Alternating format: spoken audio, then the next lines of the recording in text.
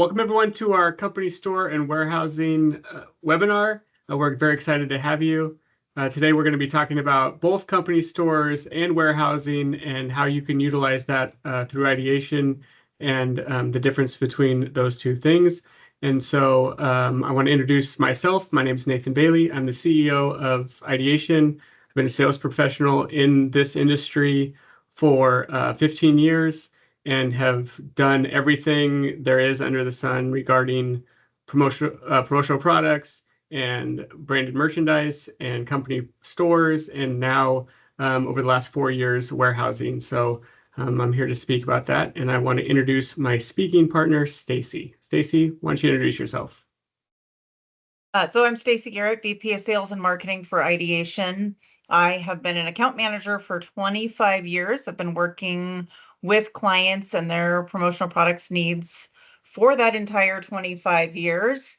And we have done countless stores for companies large and small, shipping to places all over the world and for all different kinds of companies. So hopefully some of my experience will be valuable as we talk about company stores for your business. Awesome. All right, so here's the outline of what we're going to talk about today. We're going to talk about why people have company stores, uses and reasons that you might want to have a company store. Then we're going to talk about the different types of stores that are available, including some inventory on demand or even a hybrid of both. We're going to give you some questions that you can ask yourself to help determine whether a store is right for you and your business. We'll give you some examples, real life working stores that we host here at Ideation for you to be able to see kind of the inner workings of different options for stores, inventoried and not inventoried. Then we will touch briefly on warehousing versus a company store. They are not one and the same. And so we're going to talk about when warehousing makes more sense and when a company store might make more sense, or both. And then, of course, we'll talk about what's next steps for you to be able to take in evaluating whether a company store is right for your organization. All right, well, let's dig in. So first, we're going to talk about why you would even have a company store and give you some examples. So the first reason you might have a company store is for employee recognition. We had a client, for example, where they wanted to recognize all of the employees that started on day one of this organization being formed.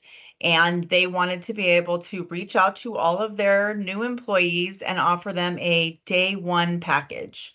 We created a store for them so that the employees could go in and select the items that they wanted, as well as their ship to address. This was for about 2,900 employees all over the world. And so they wanted to recognize those employees and give them a gift. Now, the challenging part on this one was we could not announce the company name and we could not announce the logo. So we were doing a lot of this work in advance to try and recognize the employees. So it was somewhat of a surprise, but also we could gather the information we needed. Another example for employee recognition might be new hires, or potentially even for safety awareness or safety recognition. We have stores that we manage for clients with both of or all those different scenarios. Sweet. So I'll talk about employee purchases. The problem that we usually solve with creating a store for employees to go online and purchase the things they need is that there are multiple locations, or there's a large amount of people in the organization. They're hybrid, or they cover the Western region and the Northeast region. And so they're everywhere. They're traveling to trade shows, they're traveling to sales conferences, client events, and all that kind of stuff. And so what we do is we created a store that employees can go on and get the things that they need, whether that's branded apparel for the trade shows, or even having promotional products that have been approved by the marketing department to then order for their local show or client event or regional trade show. And so we create this store really to solve a problem where all of the people that need that stuff are going to one person. and whether they're a marketing person or an events person. And then the events person has to try and do their normal job and manage these requests on top of that, and they just don't have the bandwidth to mess around with it. And so they're spending time having to contact or email all of the people going to a trade show, and they're having to harass them for their sizes and wait for them to get it and all that kind of stuff. And then historically, in the past, many years ago, we would deliver those to the event, and then they would hand them out right before the show. And then you have issues with, well, the person ordered a medium and they really needed a large or something like that. So what we did is we created a store so that each person could go on, order what they needed. We could deliver it to them on time, remove the middle person that is the event manager from having to deal with any issues that may arise, like a wrong size. And so it really streamlined the process of getting stuff to the people who need it, and freeing up bandwidth for event managers not having to deal with that. And so it allows a centralized location for everybody in the organization, whether they're in sales or marketing or events, to be able to go to one spot, get what they need, direct, just like a normal store checkout, direct where it needs to be shipped to, and then it's all taken care of. And it removes a ton of extra work that they have to do in organizing that. So that's one of the main reasons that employee purchase sites are set up. And so with an employee purchase site, Nate, you can allow people to actually purchase with like a P card or something, or you can also give them credits or budgets that they can choose to purchase using, right? Yeah, depending on the store platform, we can do credit card. We can take all the orders for perhaps maybe it's a specific period of time for a specific trade show that's coming up. Once we get all those orders and fulfill them, then we can invoice the customer, put it against a PO, all that kind of stuff. There's a lot of flexibility on if they don't want, if not all employees have P cards or something like that, that they don't have to do it by credit card, or they can do it by credit card and then just expense it. So those are both payment options are available depending on the store platform that is needed and used. And that's, again, based on what the customer, what the client wants to do and how they want to pay for the stuff. Yeah, that's great. I mean, it's nice to know that purchases is really just more flexibility. And that leads me into customer purchases. One of the things that this might sound weird, like, why would my customers purchase gear with my logo on it? Sounds kind of strange, right? Well, it is actually pretty common when you have distributors, like a distributor network. So we have a client that does concrete cutting saws, and they have a distributor network that they offer co-op dollars for. And so that's where a company store might come in, where you're offering your distributor network access to co-branded or even just branded with your logo gear and promotional materials to promote that they're a distributor of yours. So it's not truly that just the customers are purchasing it, although in a lot of cases they are. It's just giving them an opportunity to use co-op dollars. And that's not actually something that's really commonly underutilized, is co-op dollars by companies that just don't, there's too many hoops to jump through. So this makes it a little simpler. We do a lot of co-op branded merch for companies where the manufacturer pays a significant portion of the cost of the merchandise, and the distributor dealer gets to choose what items they do. So it's really great. Yeah, that's awesome. I have customer recognition programs and really employee recognition programs that are super unique. I have a store where we work with a company that is the marketing sales partner for Intel. And the store is set up in a point system. And Intel rewards points for the employees of this other company that sells their products for learning continued education on their different products as updates come out, as new products come out.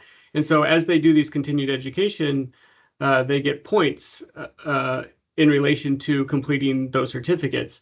And as they collect those points, they can build them up and save them to then go on to an online store and redeem them for brand name items everything from high-end apparel to high-end technology, um, Yeti coolers, that kind of thing. And so it's a really great way to incentivize people to do a continued education program or some other act that you want them to do, and then reward them through collecting these points, and then they can then redeem those points in an online store. So it works out really great. In that situation, are you tracking the points or are they tracking the points and then just letting you know when people are able to redeem and how much they can redeem for? Yeah, for that situation, there's somebody at the organization that keeps track of what classes they took and how many points they do. They then send us a Excel spreadsheet, and then we update each user's points in the portal for the store. And then if they are brand new and this is their new points, then we create new users, put in their points, and then they get emailed a email saying you've been added as a user, and gives them instructions on how to log in and access their points and Perfect. spend their points. Yeah. What a great way to encourage continuing ed and also give them some cool swag. I love it. Yeah, for sure.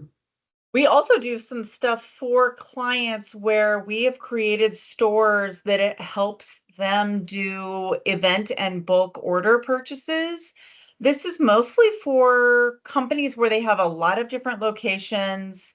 Marketing wants to have a little bit more control over what is pre-approved, but it also just makes the choices a little simpler. We're in an industry where there's 850,000 plus products that we can put our logo on, or we can put your logo on, and that can be a decision overload for a lot of people. So in this situation, we allow a customer to pre-select a handful of items, a dozen, 2 dozen, it just depends on the company, and then they promote that website for employees to go in and order for their specific event. So then they're picking items that they're excited to give away, that they think fit the audience.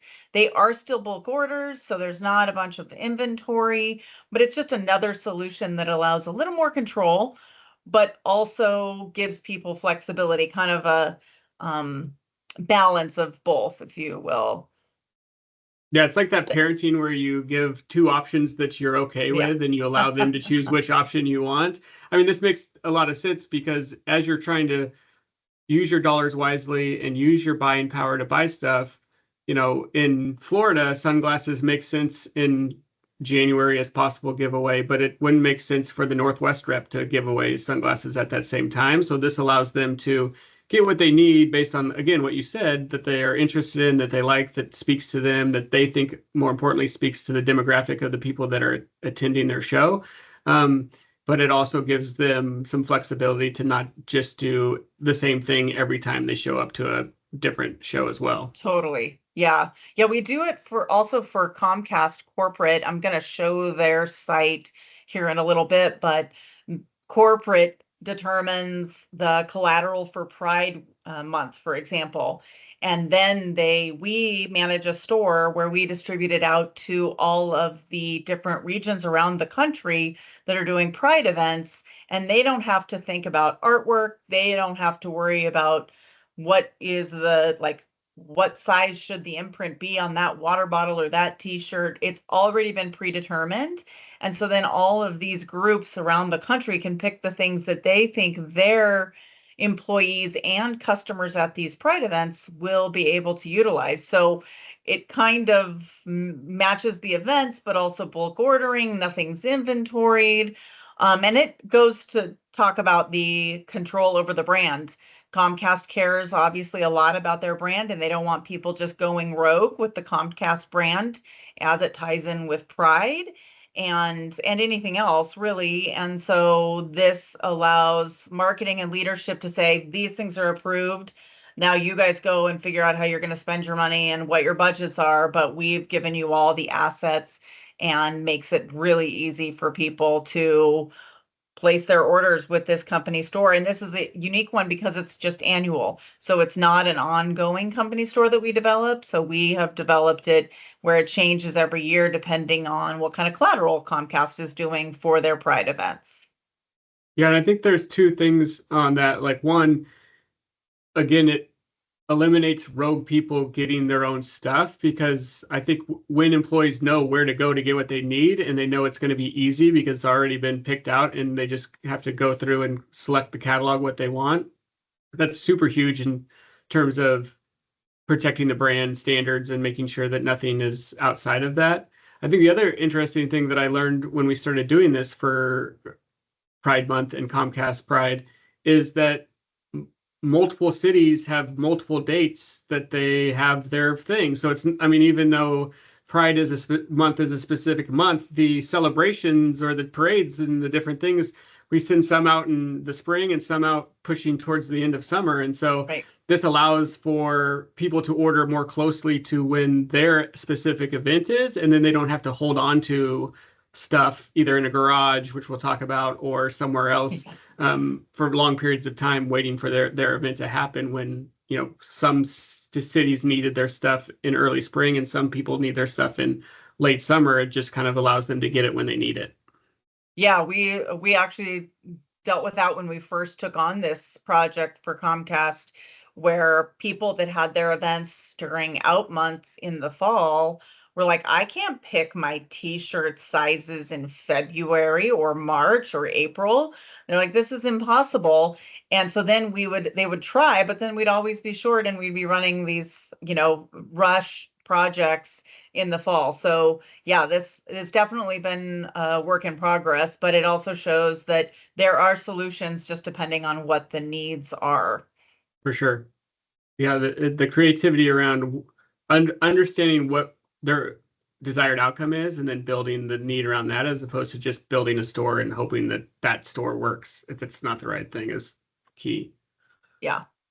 Yeah, and pop-up shops, I mean, that's a whole nother more specialized event, not an annual thing, but more company picnic or holiday gifts where we might create a pop-up shop for that's just this, specific time frame in the winter where we're giving all of the employees or even customers the choice of what the holiday gift might be, or we're using it just as what I would call a kind of a company store, but as a pop-up shop that collects sizes. Yeah. Maybe it doesn't say anything about, maybe it's not an event. Maybe it's just, hey, we want to give all of our employees a new t-shirt. What's your size? And we use what I would call a store to Hmm. collect that data. Yeah, I think the pop-up shop is so integral into our business now, because as we're trying to work with our customers, usually one or two or a team of people who then have to collect sizes for Oh, 200 people, 500 people, 600 people, that's like quite daunting for them to think about on their end logistically. How do I get that information? How do I email and all those people? How do I sort through the 600 emails I'm going to get back and then make sure I translate that to a spreadsheet properly and all those kind of things. And so the pop-up shop typically is a very small window that it's up and available. Usually it's announced to the people like, hey, this is up until this date and make your orders. It can be, for a new initiative that just happens, or a new product launch or something to that effect. I like the holiday thing because a lot of people sometimes will stay away from sized items for a holiday gift. And this, because of the complexities that the person has on having to manage that. And so this allows us to create a store, send it to our customer that we work with, who can then send it out to everybody, or they can have us send it out to everybody on their behalf. We don't even have to tell them what it is. We just can tell them, like, your Christmas gift is holiday gift is going to be something that has a size, so please put in your size. A lot of times we have to give a little bit of like what it could be, because like, well, I wear a bigger quarter zip than I wear a t-shirt and all those kind of things. right. So there is some parameters around that, but it's a definitely great way to collect sizes and to also send out stuff for very short periods of time, or initiatives that are events or product launches or stuff like that. So it's a really great tool to use. That's not that we, like you said, we consider a holiday store, or excuse me, a online store, a company store, but it's not what most people think of as a company store.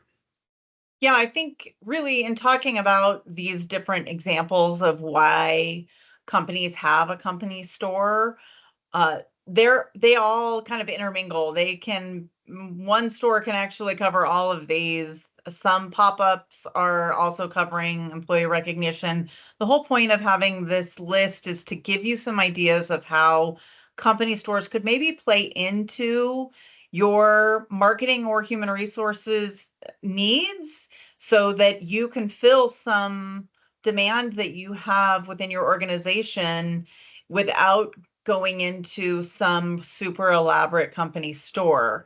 There's all kinds of different solutions. So that's really the purpose of this list, is to give you get the wheels to start turning on why people have a company store. Now we're going to get into the real nitty gritty of different types of stores.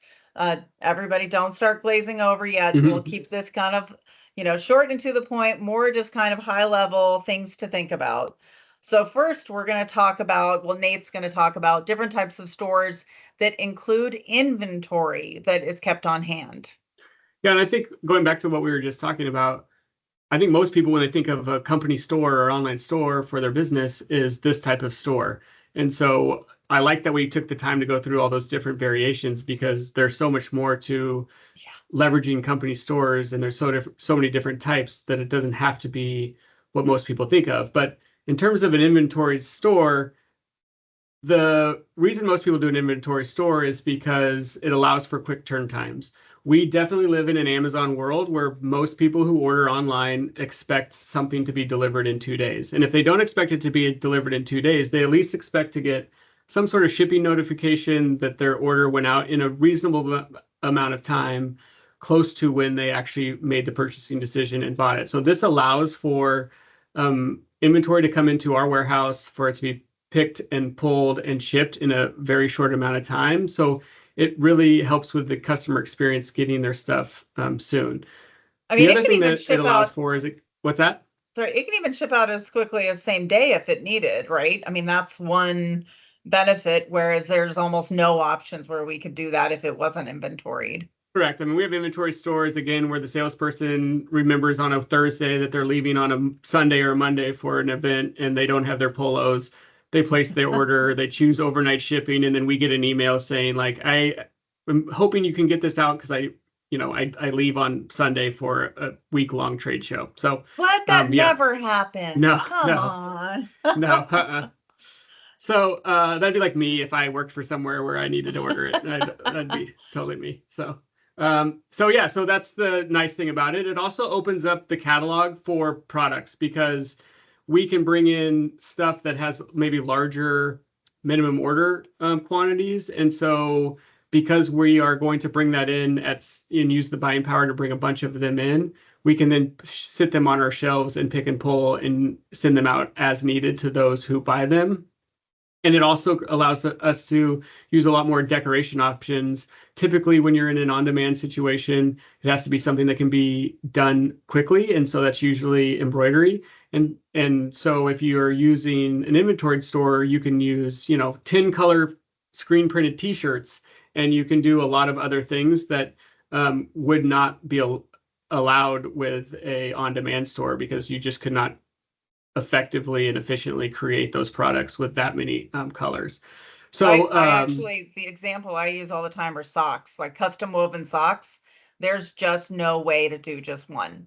right. So that's an example where you have to inventory, or at least make a minimum order if you're going to do it on demand. Because, I mean, who doesn't love custom woven socks? But you just can't produce those one at a time.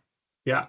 And so by ordering them in bulk, then we can bring them in, and then a user can go on and order, the company may have had to order 150 or 250 to have it in stock, but then the user can go on and buy them, one at a time, or 10 of them or something like that. So it gives the buyer more flexibility that's on the store. And then also just the buying power of lowering the cost per item. So you invest in buying more, so the price goes down, and so then the resale is not as high, whether there is, just direct cost back to an employee, or if there's markup to an end user. So those are some of the benefits of that. The cons are, of course, to get that inventory, you've got to invest more money. So there's going to be an upfront cost to supply the store. And so, you have to come with willingness to invest up front on inventory that's going to sit on shelves and then piece out over time. And then you have, the basically the worry that it sits on the shelf and doesn't go out. So then perhaps you have you order a bunch of stuff, and then in 6 months or 8 months, you have a rebrand, or you change your logo colors or something to that effect. And so now you have this product that has to be dealt with in some way, whether that's given back to give to employees, or you know, it's done with something, has to be done with stuff. And of course, at Ideation, just as human beings in the world, we don't want to have any product that sits on shelves for a long period of time. And we definitely don't want any product that has to be dealt with and is wasted. And it's both bad for the customer to have to waste that money, and it's just also not a fun thing to have to deal with. What do we do with old logoed product?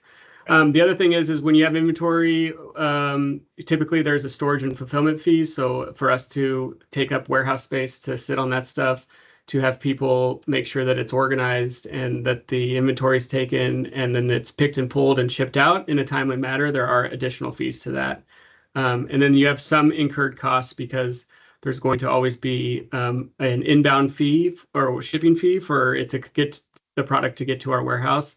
And then, of course, when we ship it back out to the end user, there's going to be another shipping cost as well. So those are the things to kind of consider, the pros and cons. I think typically, we do stuff to mitigate and to kind of absorb some of those costs. But the overwhelming reason why people do inventory stores is just because of all the flexibility. They can have stuff on the shelves. It can go out the door really quickly. They have really no limit to the products that they can choose, that they can provide for their employees or their customers. And so really the people that get into inventoried stores are willing to invest those costs because they want the flexibility of having so many options and for it to go out the door quickly. Yeah, I have a funny story about a store I took over. A client was not happy with the performance of their store, and so they had asked me to give them a quote on what it would cost for us to take over. Anytime someone asks for that, that's, it's not just a flat, oh, it's going to be this much. There's so many different factors. And one of the things I like to do when a client asks me to take over an existing store is to get data on and reporting on what has been happening with the store. How many orders have they had? What kind of inventory do they have on hand? How many have they sold? And this client that is still a client today, actually, this has been, a lot of years, maybe 12 years ago. They sent me the report and they had blankets, which are bulky, by the way, bulky. They had blankets based on the reporting that I saw. They had 7 years worth of inventory of blankets that they were paying to have sit on a shelf. They were paying a company for storage. They're bulky, so they're paying a lot for storage. And if I'm honest about it, those blankets have been around for so long, no one's that excited about them because they're not new. And so that's where those cons come in, is because there's a disconnect a lot of times between who's warehousing it and who's selling you the items. Of course, we all want to sell you 10 years worth of blankets, but the reality is that's not in your best interest. So finding a partner that's actually willing to look at those things and evaluate how much you're getting to inventory in the store is super important. And it's something we really care about because we own the warehouse space. We don't really want you to take up a bunch of space. We want to manage that so that you don't get stuck with stuff that's not popular and doesn't sell. And we really do care about that. So we, as Nate pointed out, we try to mitigate any of those cons as much as possible so that we don't have situations like that. I also had a completely different client. They had mints that I took on as part of their store, 10,000 mints, little containers of mints. As it turns out, what's the shelf life on mints? yes. So the shelf life on those particular mints was a year, but they were way past that. It's just horrible to think about the amount of money that was wasted there. But we also, so when we we've had to take on that inventory. We had to count it all in so that we could do due diligence on that, but then we had to throw them away because they were all expired. There's no way that a client is going to want to send that out. So those are just some examples of why the inventory, there is risk associated with that. But because we've seen it on the other side, we don't really want our clients to get in that situation. So that's just one example of, or two examples, I guess, of inventory stores that maybe could have been managed a little bit better. And we try really hard to make sure that we're managing them appropriately for our clients and what makes the most sense financially. And what I love about you and us at Ideation, sorry about that, is that we um, care enough to understand and look at the inventory and not let it sit to the point of expire. Like it's an art and a science around Ugh. um, figuring out how much to order of what product. But we could have, if that was our situation, we probably wouldn't have told him to order 10,000 mitts. But if No. for whatever reason we had an abundance of mitts, we would have hopefully been on top of it to be like, hey, we should do an alternative direct mail, or send these to a trade show, or get them used so that they don't have to be thrown away, because that's the Right. worst case scenario. Or if you have blankets in the summer that are just sitting there, like maybe we could do something with them that gets them moving out the doors to create a new product that can go on the store that creates excitement again to re-energize the store. So that's, I think, when you hire somebody who wants to do something more than just sell you a store and sell you the product in it, that actually cares about it being successful and that it being a win-win for everybody. And so I think that's a great point. Yeah. Yes, for sure. That's what we want. We want win-wins all around. Okay, so now we're going to talk about, this is really the most popular topic on company stores these days, is on demand. So an on-demand store is basically a store where products are selected and they are a certain set of products that are a little more limited because they have generally a lower minimum. Now that is not always the case, but you have no inventory. So you're not inventorying anything, or at least very minimal, that in order to do these on-demand stores. What happens with them is the items are decided, they're put onto a store, an employee, a customer, whoever goes onto that store, they order said item. Let's say they want a hat. They go in, order that hat, pay their money for that hat, and then all of the orders and all of the processing on the back end gets done, and that hat is produced, and then that hat is shipped to the orderer, the recipient. So benefits to that is no inventory, which means there's lower upfront cost. It's not that there's no upfront cost, because the platform still costs some money, but it's very minimal in comparison to having to inventory a bunch of items. Another pro of that is a lot of them don't have any minimums at all. Marketing still has full control because they can decide exactly what goes into the store and what branding goes on it. So marketing still has great control over that. You don't have to worry about a brand change because no inventory. So we don't have any blankets sitting on a shelf that have the old logo on it, which is a great cost savings. You also don't have any storage or fulfillment fees because there's no inventory. You can see this common theme here. This is all produced on demand at the time that it's ordered. But as you can imagine, with that, you also have some cons. One is it's a higher cost per item. You can imagine if you have one person that's going in ordering one hat, that hat customized is way more expensive than if you had ordered 50 hats at one time. So the cost per item is higher. The options for decoration are limited. So in that hat example, like there's some super cool patch options that we can do on hats.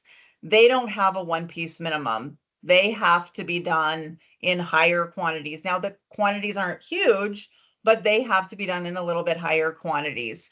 So one of the downfalls is that you can't do just any decoration. Those socks I was talking about, you cannot do a custom woven sock as on demand one at a time.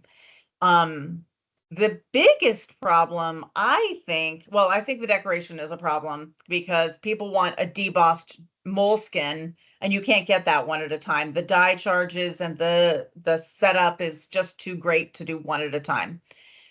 But the longer lead time is the bigger problem because it's not really, it's on demand, but there are still a lot of pieces that are working there. So that hat example, that hat is coming from a warehouse somewhere in the United States. It is then going to wherever it's being decorated, which is also somewhere in the United States, maybe only a couple days ship. That item needs to be um, received, quality checked, and then put into the production line. Then production produces it. Then it needs to be trimmed if it's embroidered, cleaned up, then packaged and reshipped out, and then there's shipping time. So there's a lot of moving parts in that. Then that produces a longer lead time. Now, some of them aren't super long, but you are looking at, I mean, realistically, a couple weeks at the minimum to get an item on demand from a store order. Um, and also a lot of the on-demand have some limitations on the customization of the site. And that's partly because the only way on-demand can really work is if there's this really great machine on the back end that's processing all that paperwork. And so it's someone places the order and then all of this stuff is happening on the back end. So you have a little bit more limitations, but I'm going to show you a couple examples in a minute of some stores, and you wouldn't know that there were limitations because they look really phenomenal. But that is a con of doing on demand. Someone recently told me that all stores are going to go to on demand. And I just happen to disagree with that because I think there will always be a need for quicker turn. There's on demand is never going to be just have the ability to just be same day when you have all of these different moving parts. We might be able to get it down to quicker, but I think that the longer lead time is always going to be a factor. But more importantly, great swag has different creative decoration Yeah. options.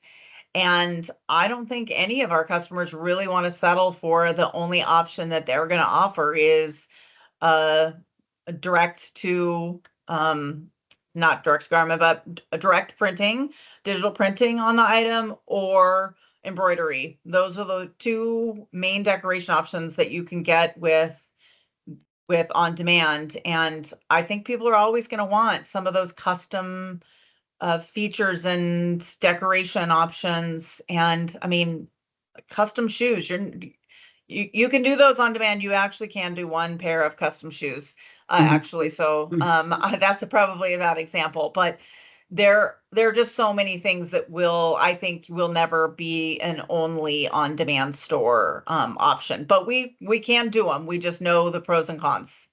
Yeah, and I think it can be tough. I mean, the great thing about the on-demand store is that it's a great way to dip your toe into the store. If you're not sure really like if this is going to work, we've been talking about it. I think it's a great way to find out need and stuff like that. This we're going to show a Fleer store, and before we created that store, which is now an inventoried store, we did an on-demand store. And the biggest problem that I had as the manager of that store was salesperson goes on, as we talked about, forgot to order for the show. They select overnight shipping. Order comes in, it doesn't go out because you still need even though the thing says, oh, please allow 7 to 10 days or whatever it was to produce this, they in their mind selected overnight shipping and thought, well, I needed this, you know, Right. the next day and it didn't come. And so we'd have to explain, I'm sorry, but this, as you can see on the store, it does say 7 to 10 days. The overnight just meant that instead of sending it ground to you, once those 7 to 10 days passed, you were going to get it overnighted. So like that was the problem we had to solve, and one of the reasons we went to the inventoried store. But I do think that, again, for me, for my experience, I think the on-demand store has the right applications depending on that need and how much of you need stuff and how timely you need stuff. And I also think it's a great way to if you're really unsure, you have a limited budget, and if this is something that you want to do, then I think that the on-demand model is a great way to test that out. Oh, for sure. Yeah, I think, I mean, you mentioned the Amazon world, like Amazon's pulling stuff off of a shelf. They're Yeah. not personalizing it. So these items they're truly being personalized and custom done. It's hard to combine the Amazon world and the personalization component of Yeah, it. for So sure. so that's how we get into a combination. Like, we recognize that there is no one software solution or company store platform that fits all businesses.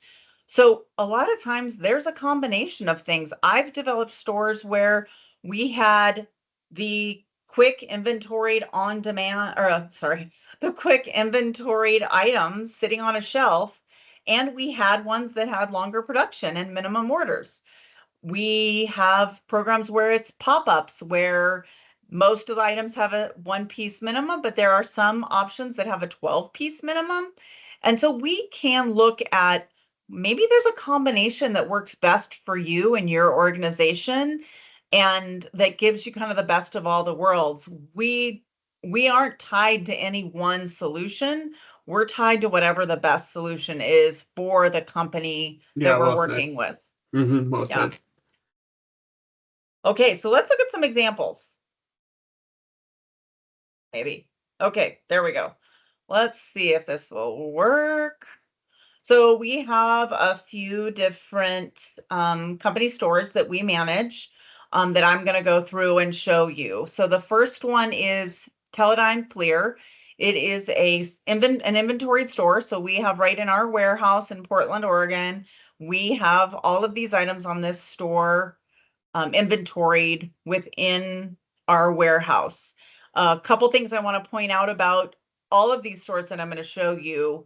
These are what the client asked for. So if you look at it and go, well, I would want a different design, that's totally fine. These were what the client wanted. In some cases, the client says, I want it to match our website. Sometimes they say, I don't want it to match our website because I want it to be clear that it's not part of the organization. It There are a lot of different variables on how it looks. I'm mostly just wanting to show you some functionality and examples of things that we currently have with some of our customers. So this first one, so this is the FLIR store. You can see there are a variety of different apparel options. This imagery is all custom for what they wanted to do. We can go in, look at, and again, these are all inventoried.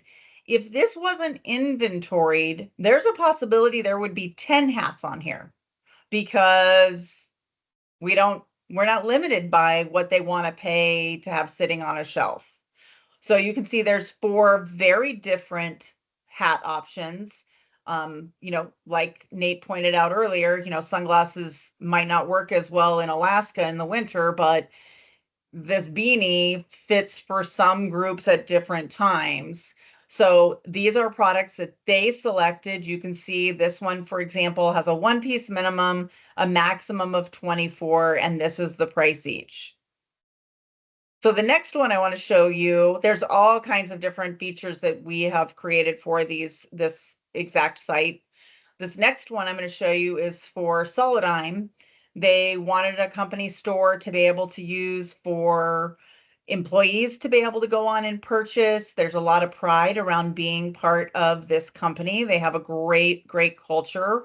And so they pre-selected and prepaid for all of these items. And we actually manage through that, we manage the funds so that the funds that are received from payment on the items go back to replenish the store.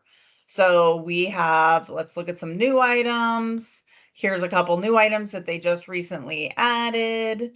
There's some apparel because this is all inventoried, we are limited to the things that they wanted to do, but all of these items have been approved by marketing so that they have a little more control. But Okay, like so then, for example, yeah, on that last store, real quick, yeah, you had the 3D embroidered yeah, hat. You couldn't do that on demand. You could only do that right, flat. right. Right. The Teledyne FLIR hats that we do at Diagonal, that took a lot of time for us to figure out how to do that and make it look right. You're not going to get that in an like you're not going to get that retail some of those retail looks in an on demand. It's going to be across the front of the hat, you know, flat embroidery. Right. So that's another thing about that as Yeah, well. agreed.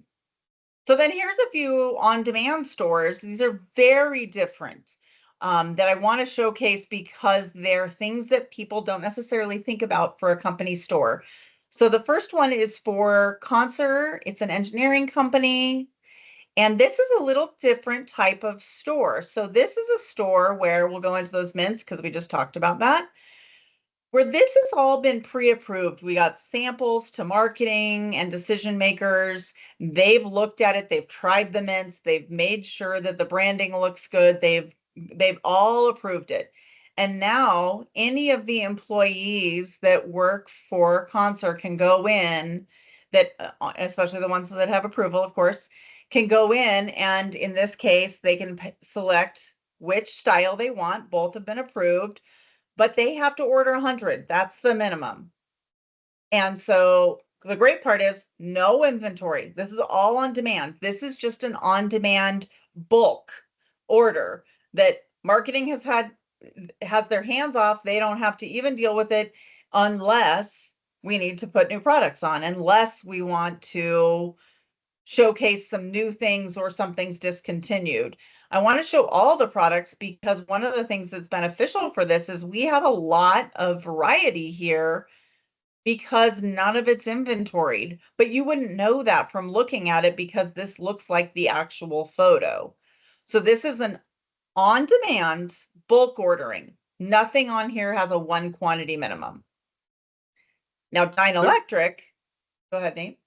I just said that typically the problem that we're solving with a store like this is again one person or a small, it could be a large team, are just tired of taking on all of the different requests for people. You know, you've got the salespeople who are going to the golf tournament, and you've got the HR people who are going to recruiting fairs. And so they're tired of having to constantly fulfill those requests and orders. So this brings all of those people to one place to get what they need. So the sales team's going to a golf tournament, they can pick out golf items. The HR team's going to, you know, a recruiting event, they can get a water bottle and that sort of thing. So that's really I think a fantastic way to use a store like this to solve those types of problems and to kind of increase the bandwidth of a marketing department or the person who usually is in charge of having to order this on behalf of the entire company or multiple Yeah. divisions.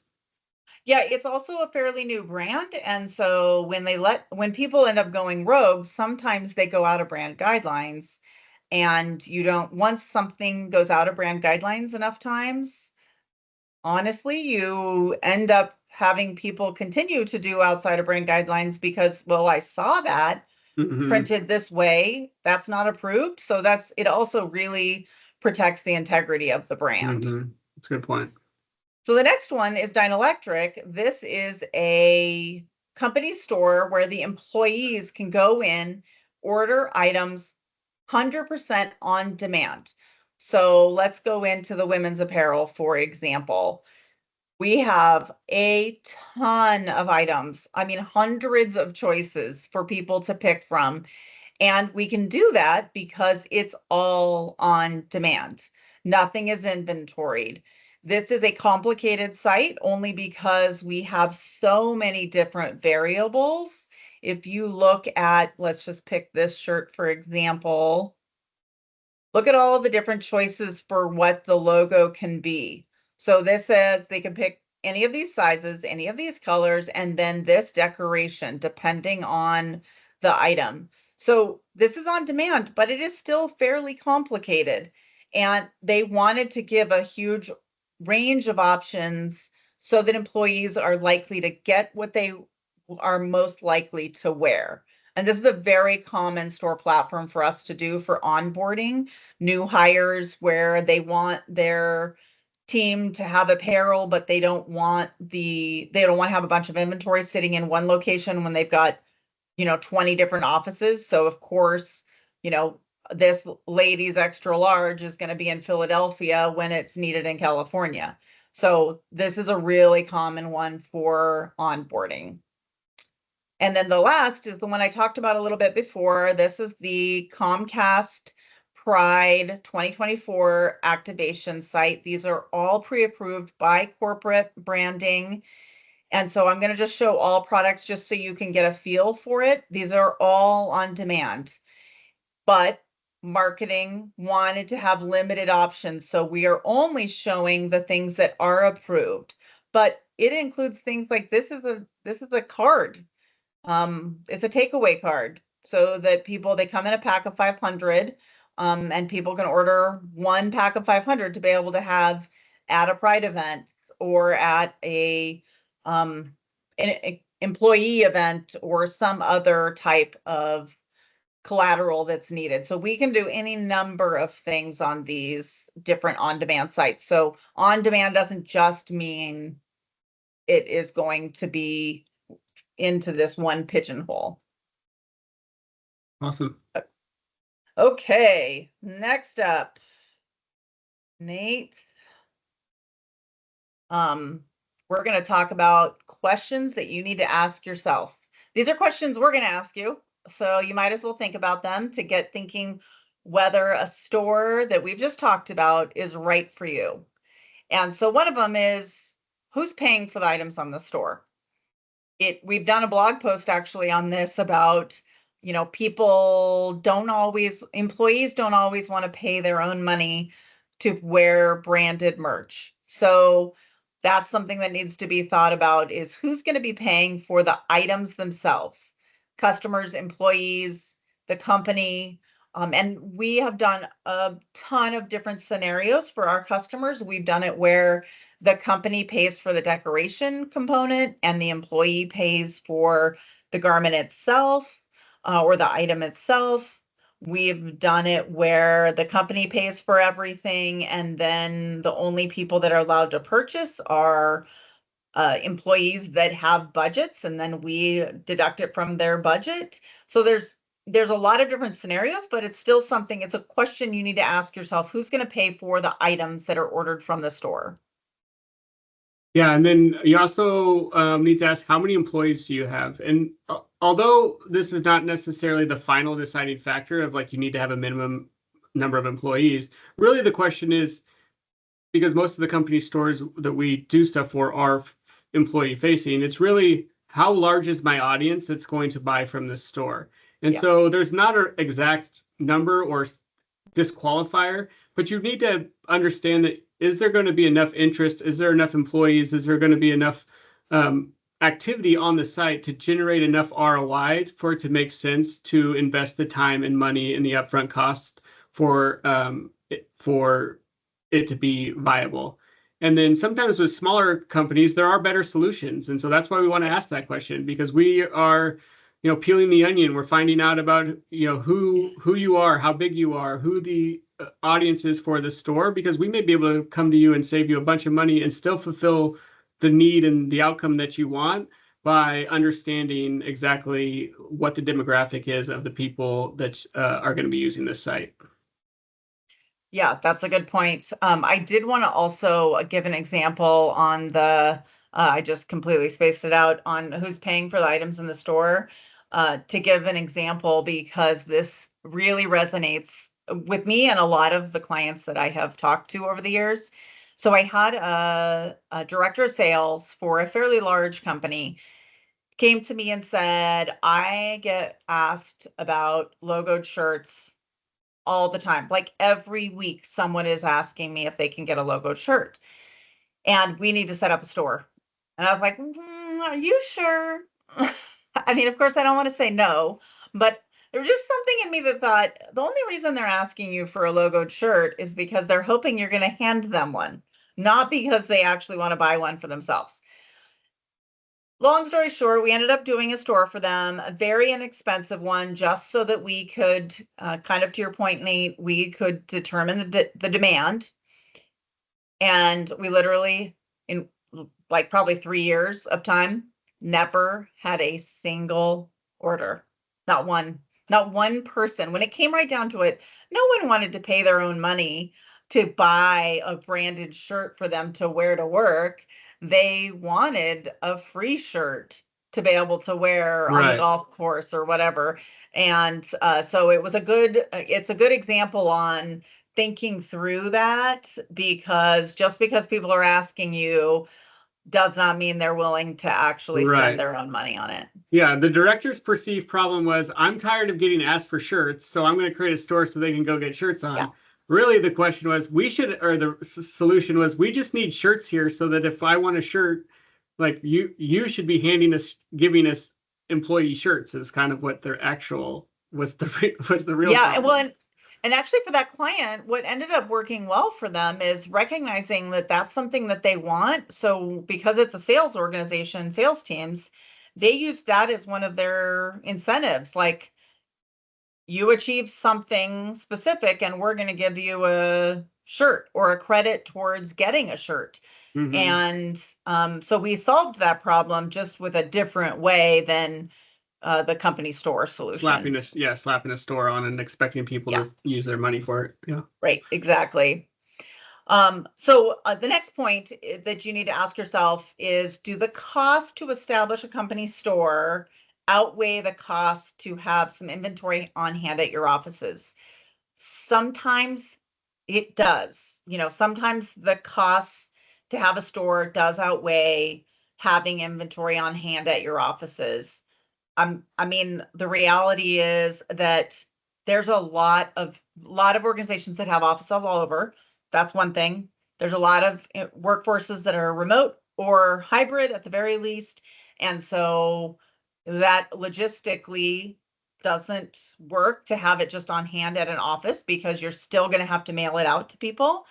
And then another problem is having, the person that's managing that inventory that's on hand at the office, if they do need to send it out to someone, do they have a box? Do they have the packing materials? Do they have a way to print a UPS label? I mean, I heard a marketing manager that spent a half hour trying to ship a shirt out to someone, but because she had to find a box, she ended up using someone's Amazon box that was sitting at their desk. And then she had to go in because she couldn't remember how to go into the UPS account for the company. And like a half hour of her time, that is expensive.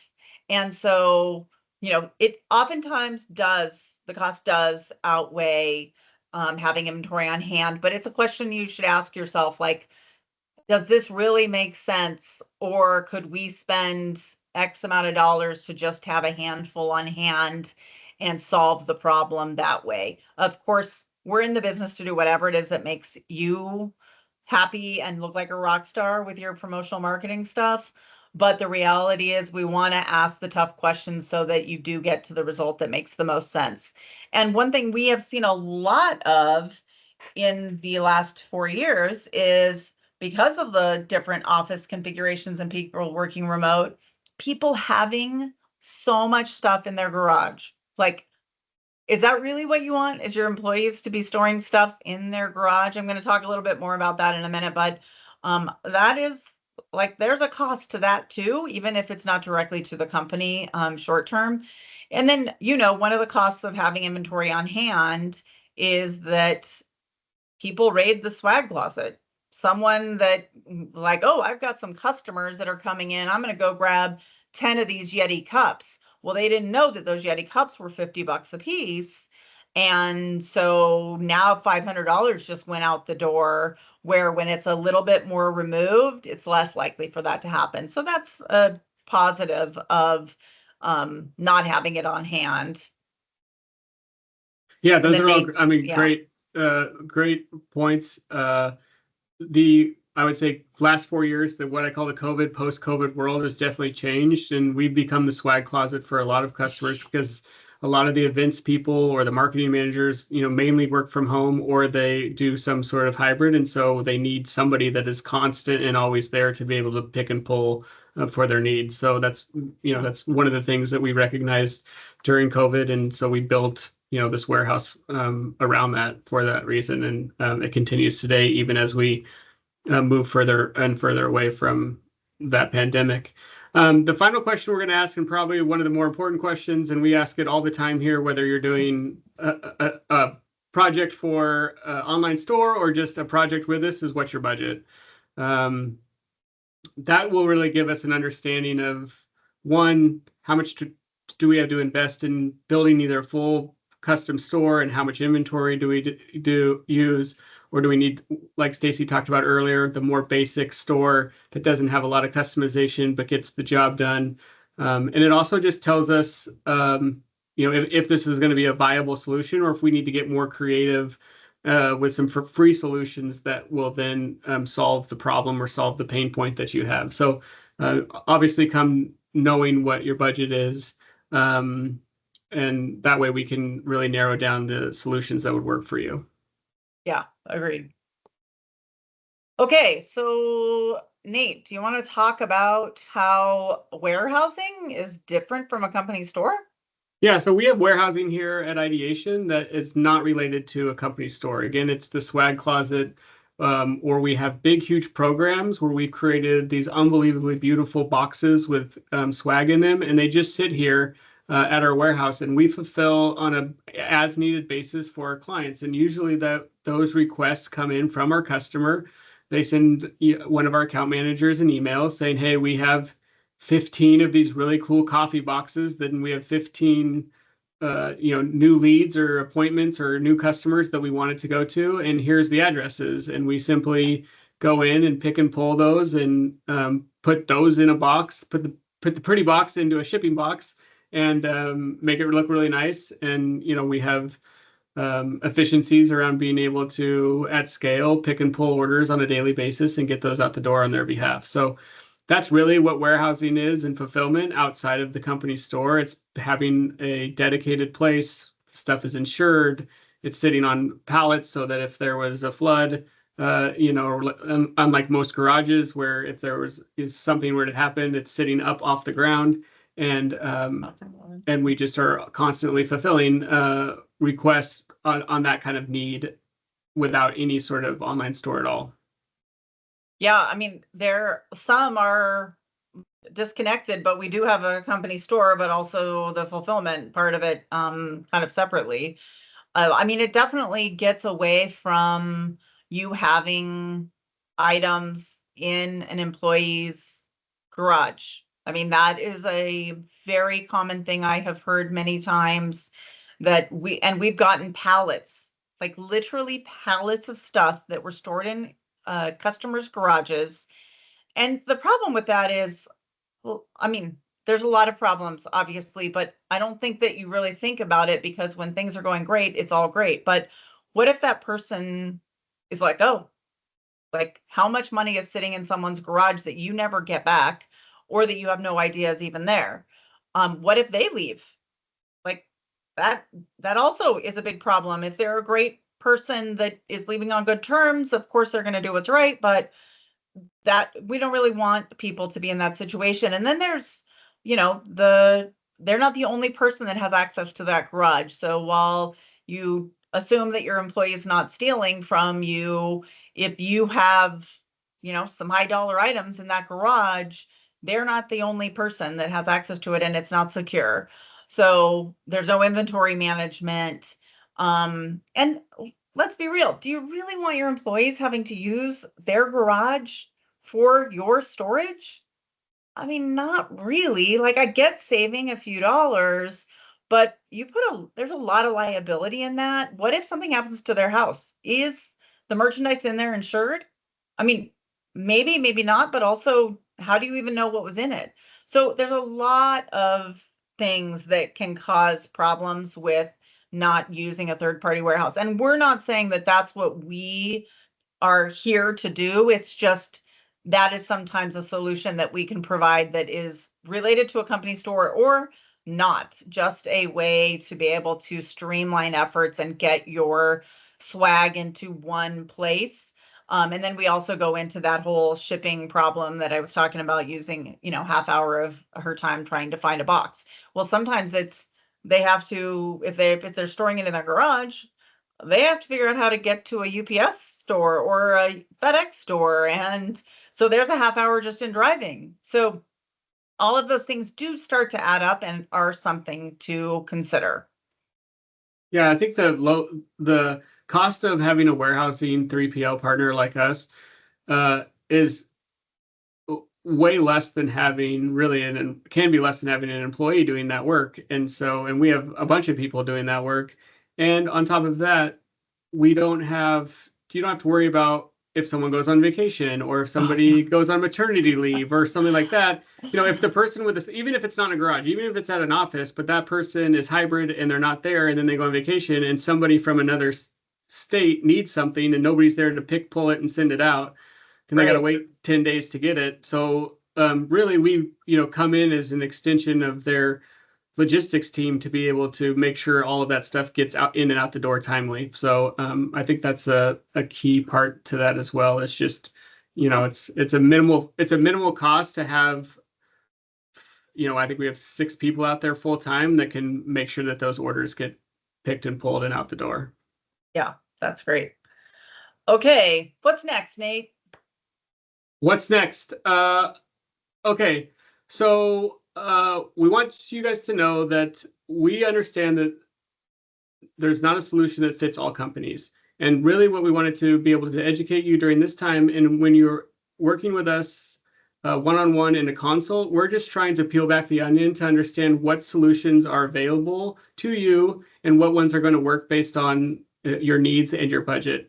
Um, Sometimes it's going to be a conversation where we're going to be super honest with you and tell you that to save time and to save money, that maybe an online store that you're envisioning when you came to us isn't the right solution. And we're only doing that because we want to be a partner to you for the long run. And we're not in it to just sell you on something that we know isn't going to work down the road and then figure out later. Our mission is to solve our customers' problems and make them look like rock stars. And so that's really at the core of what we're trying to do. And so we want to understand the problem you're having and then understand if a full scale, fully invested online store solves that. But if it doesn't, we're going to also come to you and say, we can solve this problem with some other avenues that may make sense for you. And so come to us. You could reach out to us here if you aren't already working with us on the emails that are listed there, and we can get the process started. Or if you're already working with us at Ideation, reach out to your account manager, and they can go through this process with you of understanding your needs and figuring out the best solution for you right now. So that's it. Thanks for attending. Thank We appreciate your time. Feel free to reach out.